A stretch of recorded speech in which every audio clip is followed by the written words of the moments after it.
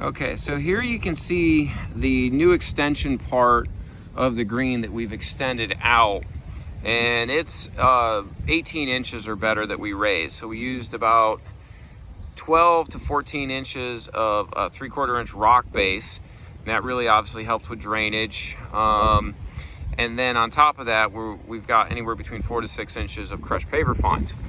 Then what we've done is we've extended this, so you can see where we've extended it out.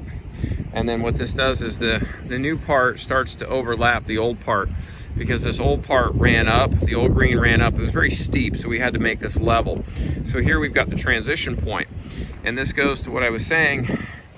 You cannot mix even this paver fine material in over top of this existing concrete-like base that's been in for about 10 years.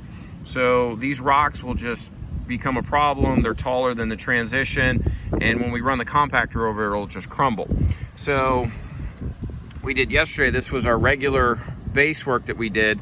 This transition part that starts to overlap, we mixed that in a wheelbarrow, just like mortar, and then we melded these together. Now we're gonna do the same thing with the fines that we're sifting out. So we came through and we cleaned this edge up with a broom and a shovel to give us a nice clean edge, and we've got about maybe a 1/2 inch or better of transition height. So then we'll take the fine powder that we sifted out to get rid of all these rocks, we'll mix that up like mortar, and then we'll meld these two in just kind of like we're seaming drywall. So it'll be a nice seamless transition. And then those areas right there, those rough pockets, we're gonna water this green or this base down again, and then we're gonna come through and we're gonna shake in, using the colander, we're gonna shake in the powder to fill in all these voids, and then we'll run a magnesium float over top of it, and this thing is gonna look like granite by the time it's done. What's important is, since all this base material is extremely dry, and we're gonna mix up the fines into like a mortar mix, we wanna really make sure our substrate is wet. That will ensure a nice bond so that these dry areas do not soak or suck up all the moisture out of what we just mixed up, and then it becomes kind of crumbly. So you're gonna wanna wet this down pretty good, let it sit for a couple of minutes. We're gonna go mix up the batch that we sifted out, and then by the time we come back, this will be ready, and we'll start troweling all this in. Okay, so we've done a decent stretch here between the transition from yesterday's compacted fines with the rocks in it. About 2/3 of the way over.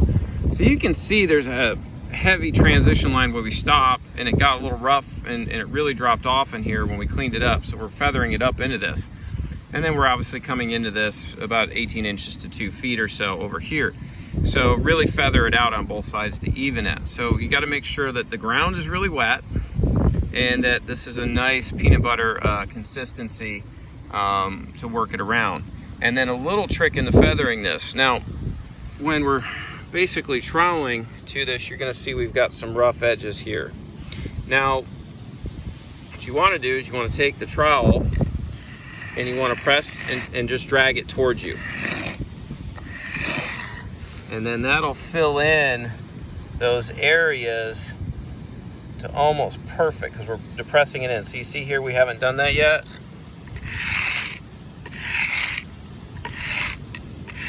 So just pressure, drag it in, smooth it out,